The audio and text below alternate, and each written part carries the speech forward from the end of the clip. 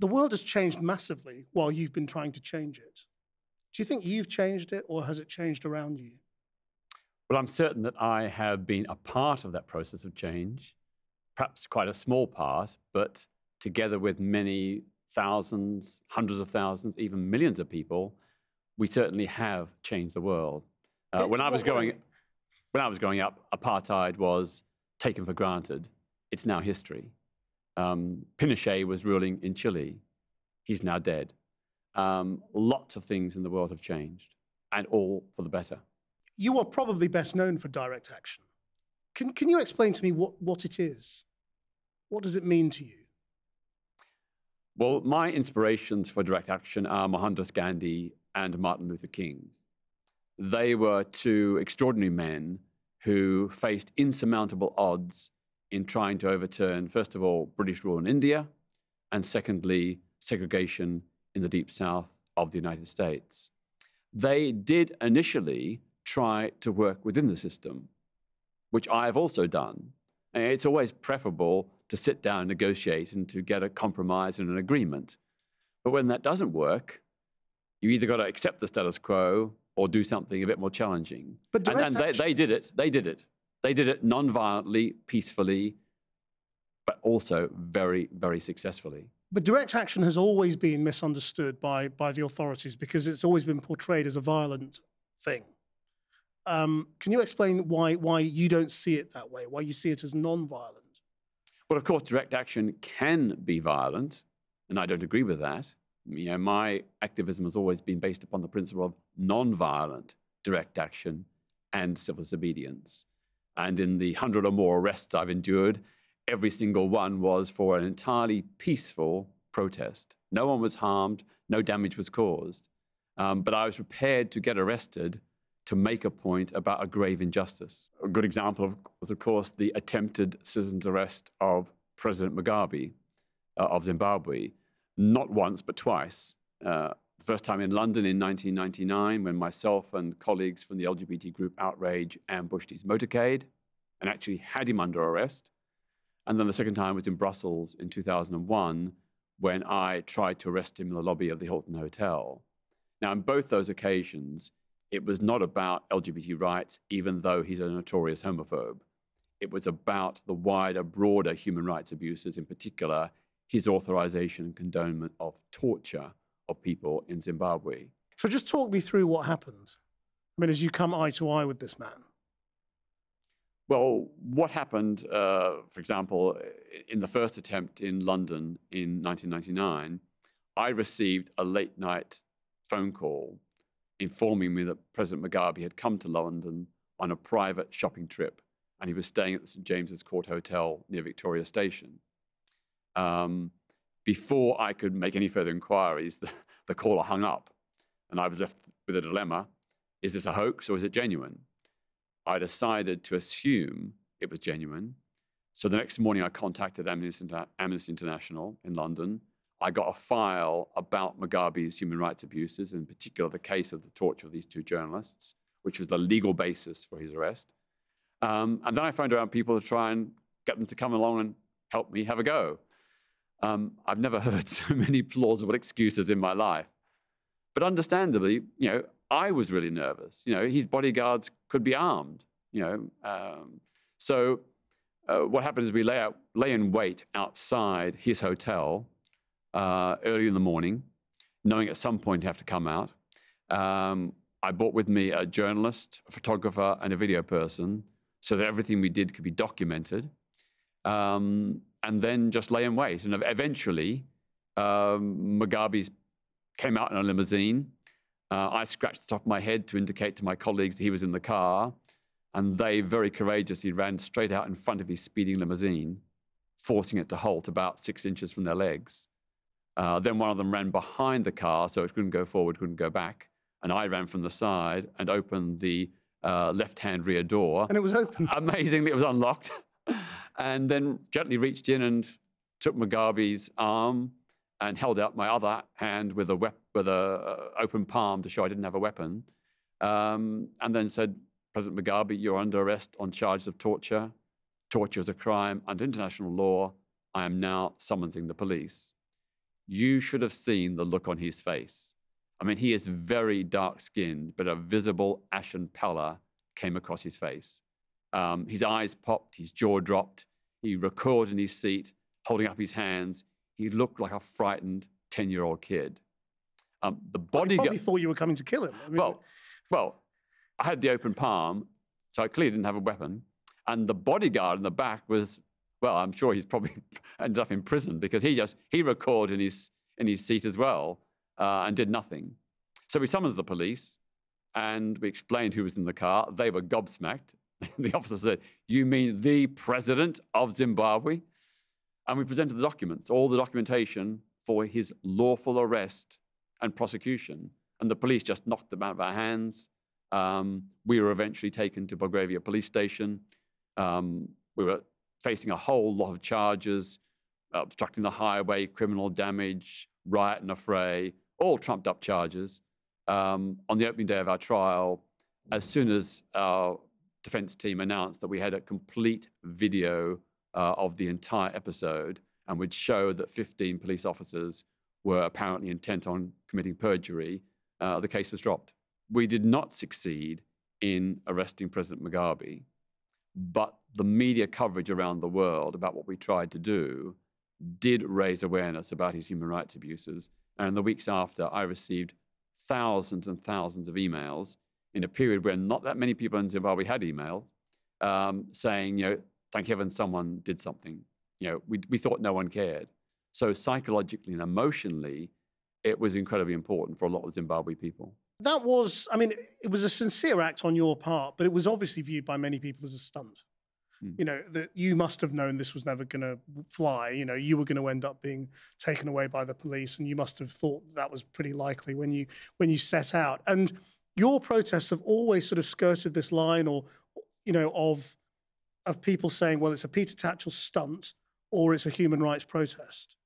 And in order for your protest to really work, you've got to try and, you know, keep people thinking Tatchell isn't a self-publicist. He's doing this for sincere reasons. How do you try and get that right so that people don't dismiss you as a, you know, just as a self-publicist? Well, of course, that same charge could be laid at every suffragette protest, every march by Gandhi, every act of civil disobedience by Martin Luther King. There are people who did say that these people are just self-publicists and narcissists and doing stunts. But their actions, which have inspired me, certainly did help raise public awareness about issues, and in many cases, actually change the law. But where did this desire, though, to be an activist come from? I mean, when did you decide that you were going to try and change the world? As a teenager, or as a student, or what? My real passion as a young man was art and design, and that's where I began my working life as. But I had left school at 16 with no A-levels or anything. I came from a very deeply conservative, working-class family. Everything in our family revolved around the church. This is in Australia? This is in Australia. Whereabouts? In Melbourne. Right. So nothing prepared me for the human rights activism I've subsequently done for the last 51 years. Why did you leave school so young? I mean, was it because they couldn't afford for you not to? Or? Yeah, in those days, there was no National Health Service in Australia, and my mother had chronic life-threatening asthma.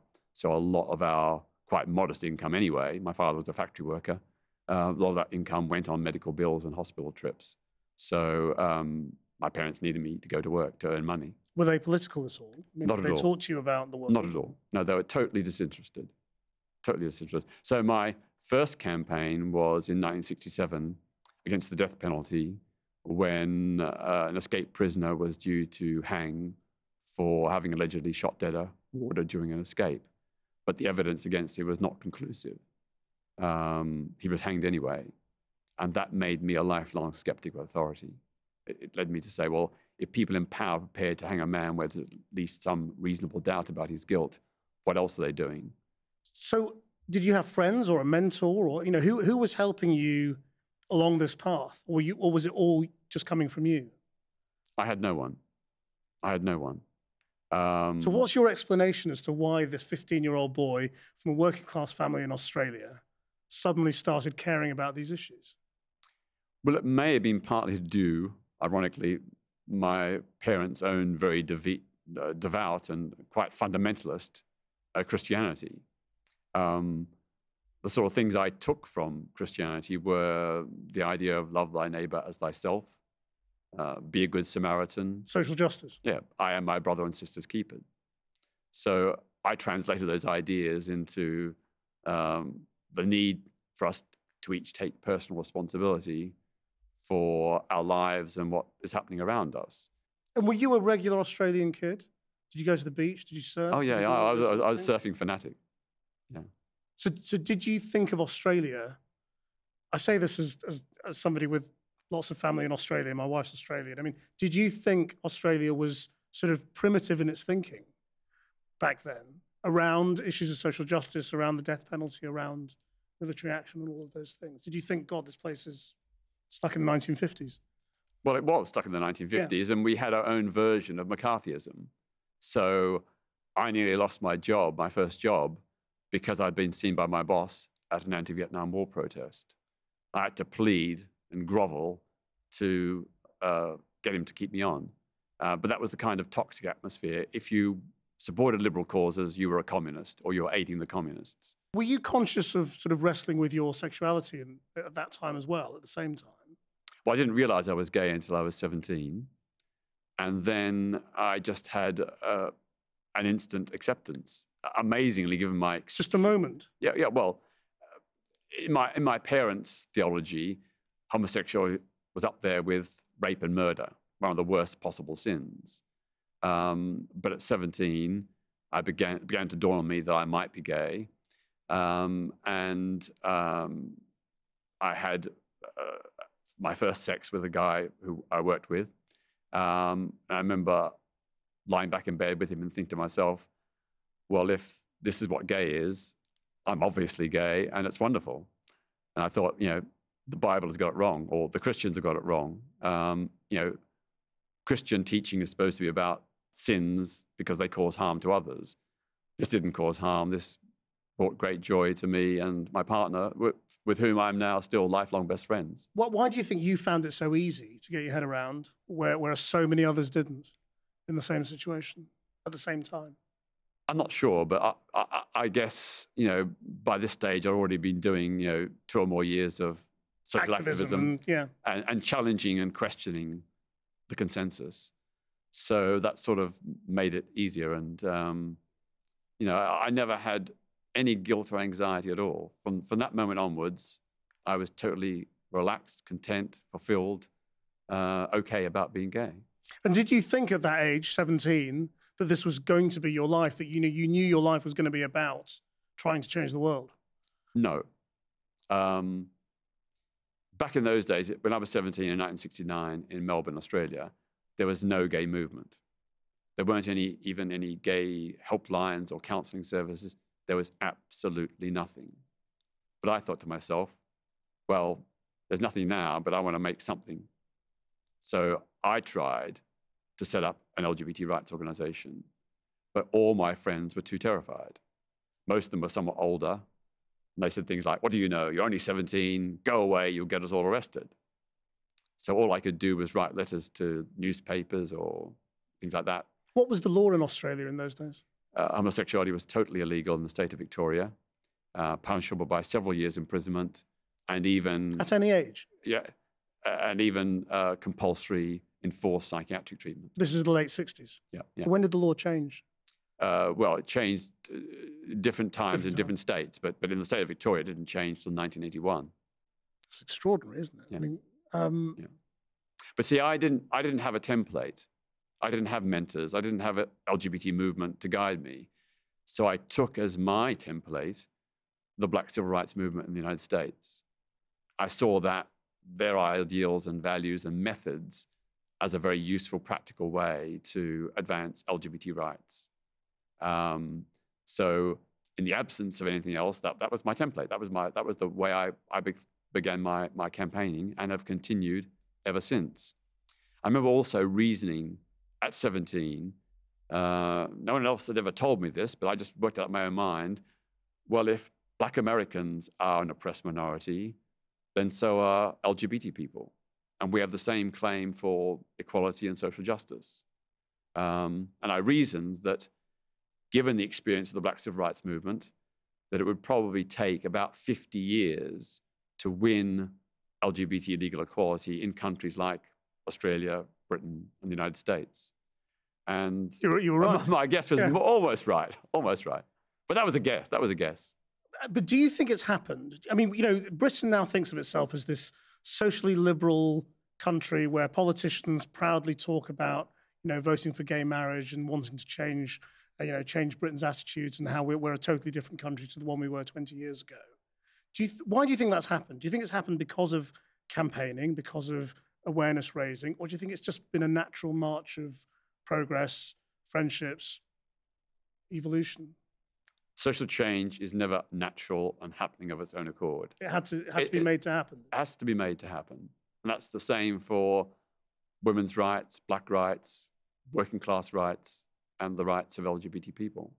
I'm not saying that campaigning alone was the motor, but I think it was a very significant one. And I've operated both inside Parliament, working with MPs and governments, but also on the outside as well. And I think that combination of protest on the outside, mirrored by lobbying on the inside, is, as the suffragettes showed, very, very effective. So in 1992, the LGBT group Outrage, which I was involved in, we had a 6-month-long Equality Now campaign, the biggest, most sustained LGBT civil rights campaign in this country, and one of the biggest beyond the suffragettes of any recent modern history. We did a direct action every week for every 2 weeks for 6 months, and hundreds of people were arrested. I've got to say, it was almost unreported in the media. It was reported, but not on the scale that it should have been. But we systematically challenged each and every law.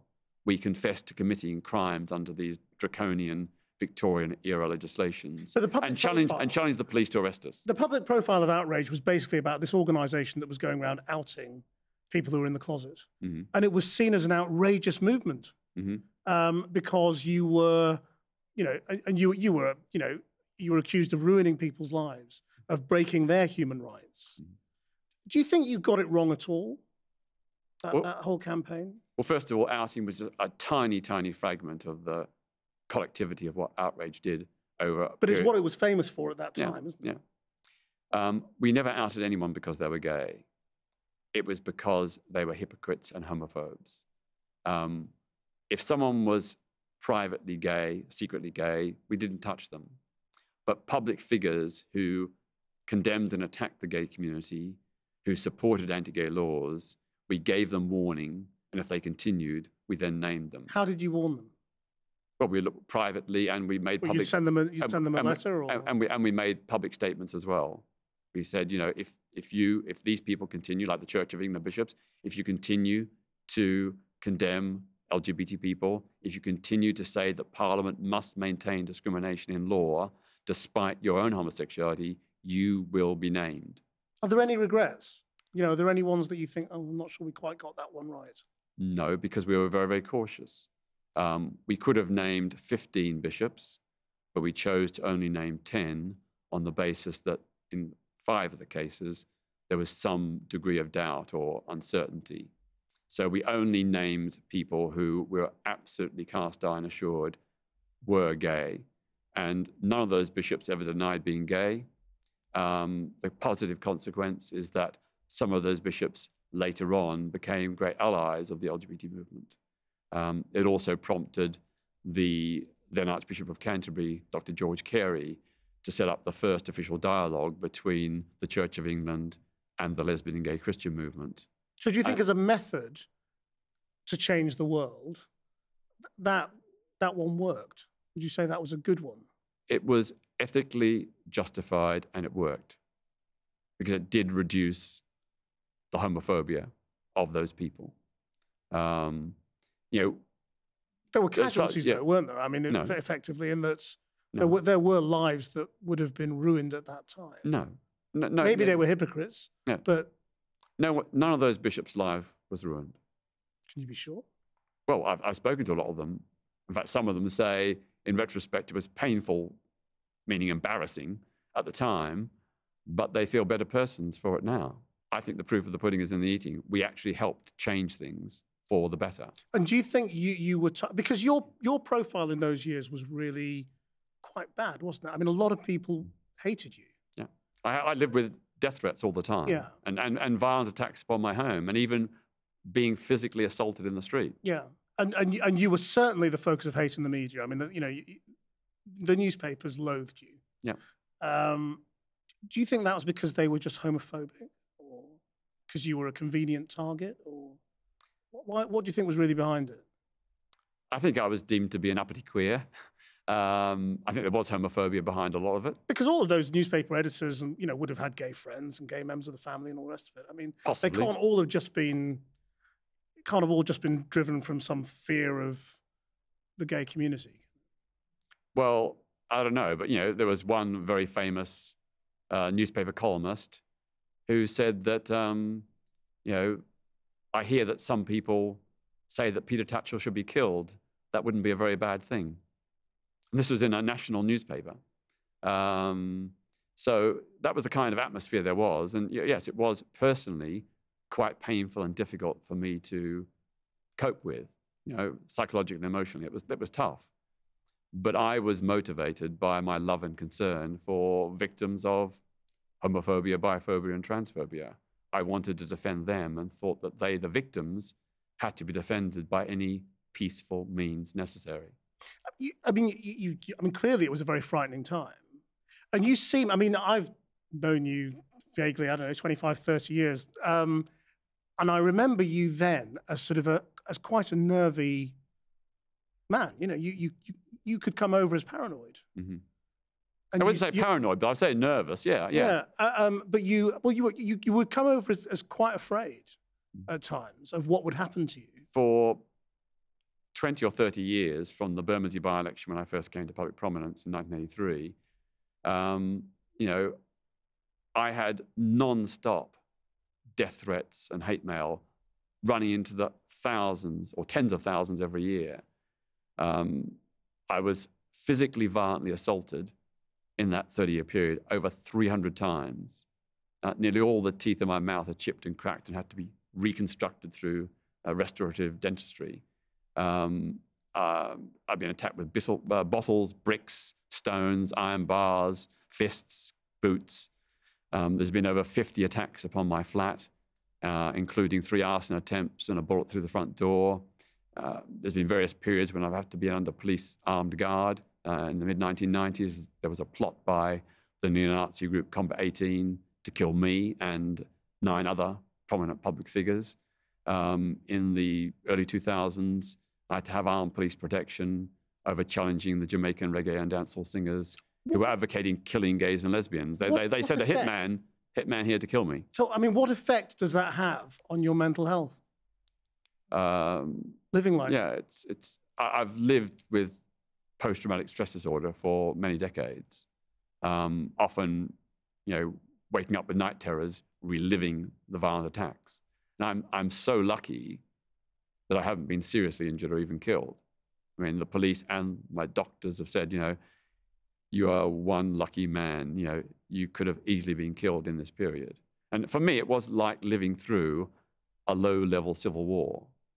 But then again, what spurred me on was my optimism and hope that things could change, my belief in the importance of the human rights campaigns I was doing, and also the knowledge that human rights defenders in other countries suffer far worse fates. If I had been in Russia or Iran or Saudi Arabia or Uganda, I almost certainly would be dead.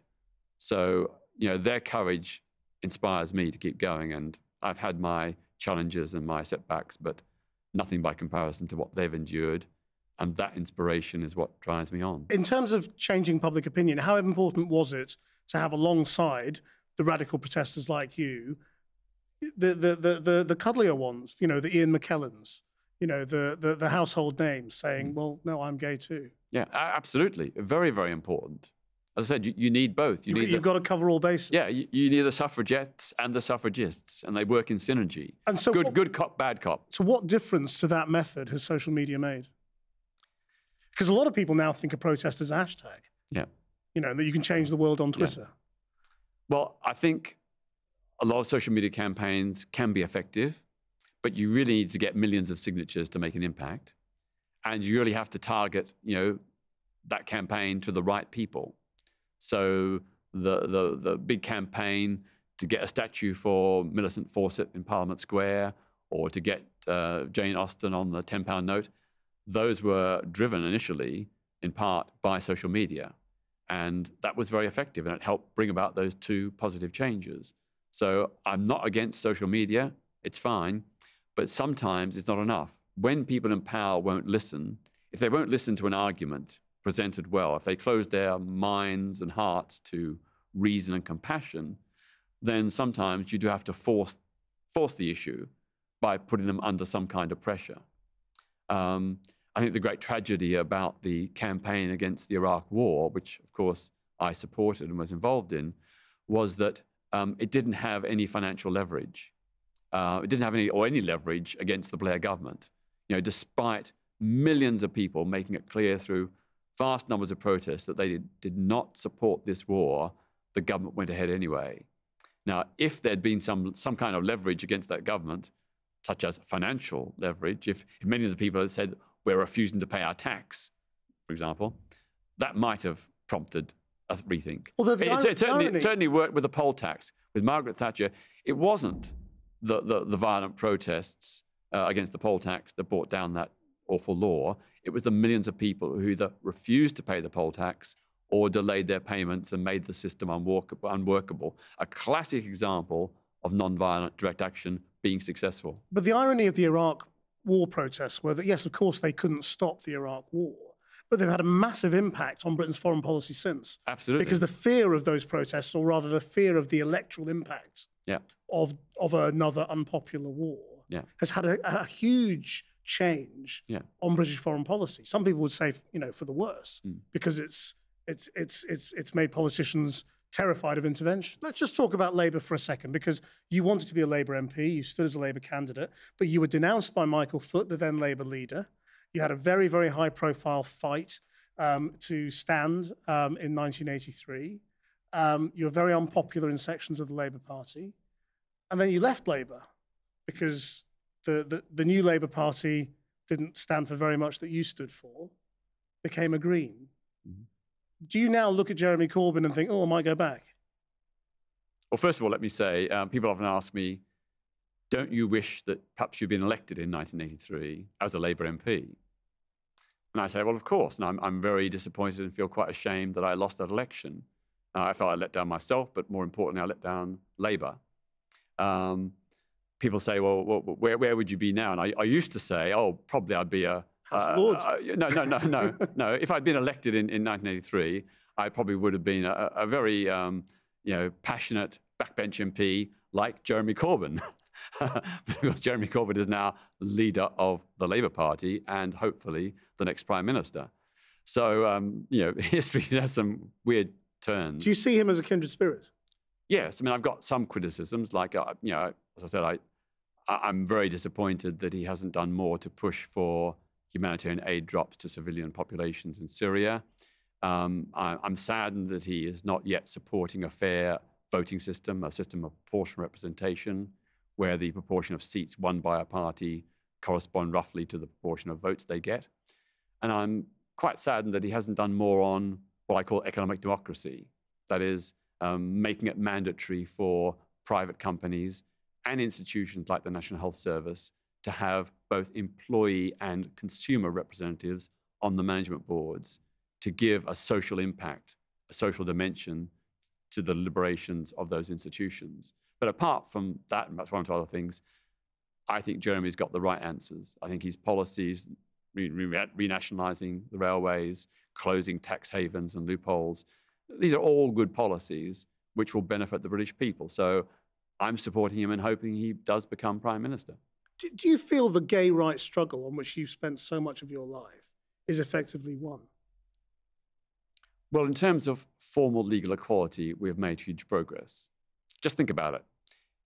Until 1999, Britain had by volume the largest number of anti-gay laws of any country in the world, some of them dating back centuries. Yet here we are, less than 2 decades later, and we have some of the best laws in the world. That is an extraordinary, momentous process of social change. It is the fastest, most successful law reform campaign in British history and possibly world history.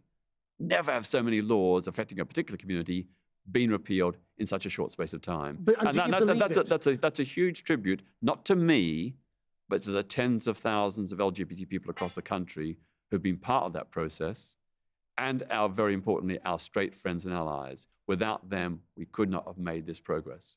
Do you believe it, though, when it comes to the prejudice, the underlying prejudice, the underlying gay hatred that still exists? We are in a better place now in terms of public attitudes towards LGBT people, but still there is a hardcore minority. Still about a fifth of people in this country believe that homosexuality is mostly or always wrong. A fifth, that's a lot of people.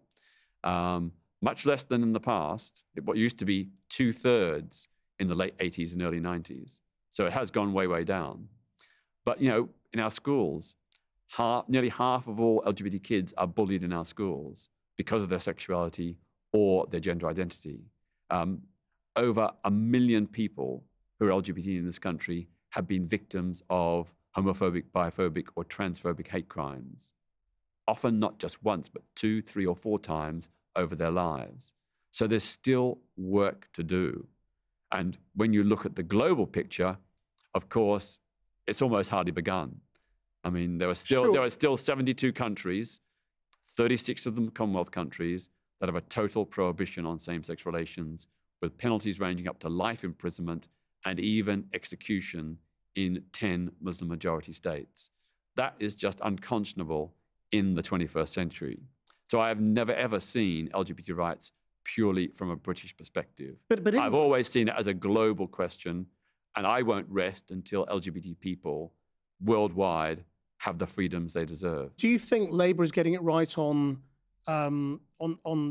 trans people being able to, you know, enter women-only shortlists and all that kind of thing? I mean, do you think the argument's going the right way?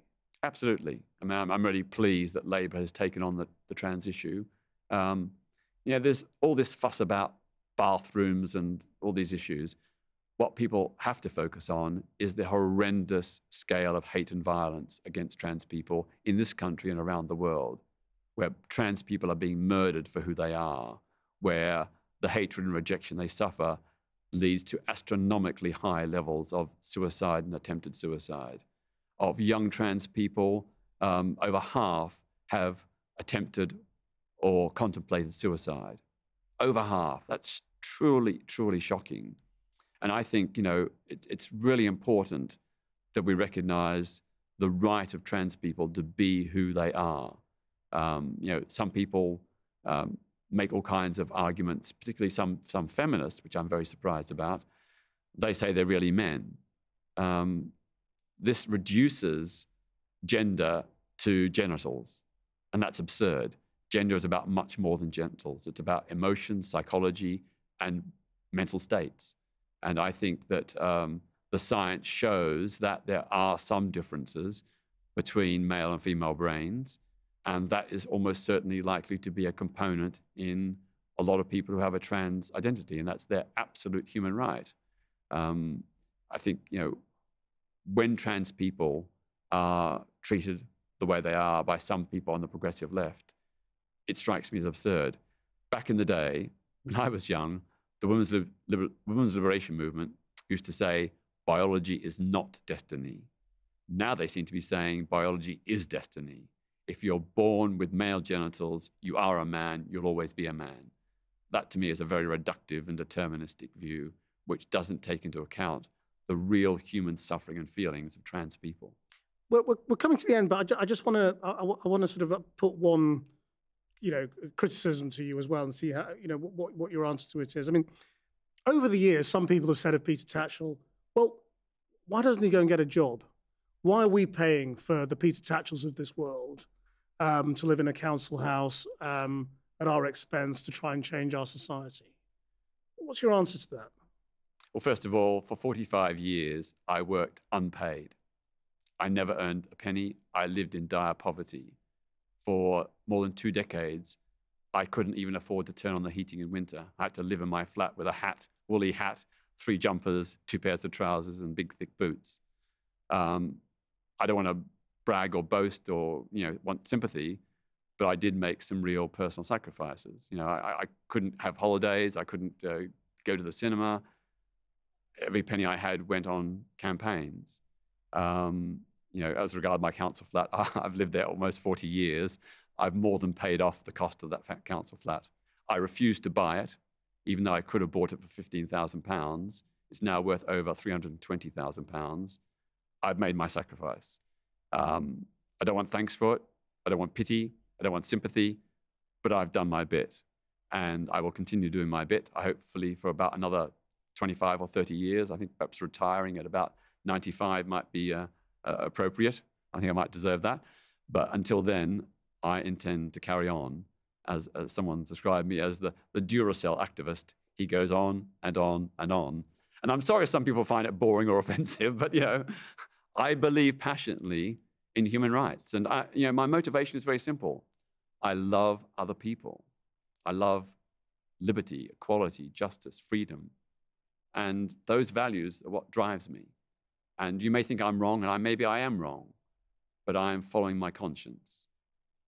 How do you feel about edging towards national treasure status? I mean, it's not far off, is it? I mean, you spent most of your life as a sort of a thorn in the side of the establishment. As you get older now, and as some of your battles are almost won, you're sort of edging towards national treasure. Well, does that worry you? I don't want to be a national treasure. National treasures end up in glass boxes in museums, and I'm not ready for that. I don't want it even. I will continue to be a thorn in the side of the establishment as and when it's appropriate, not for its own sake, not for the sake of just being an awkward one, but where it's necessary. So I will fight the battles against injustice wherever I find them, perhaps imperfectly and with my own flaws, but I'm doing what I believe to be right. And that's all I think anybody can do. Peter Tatchell, thank you very much indeed.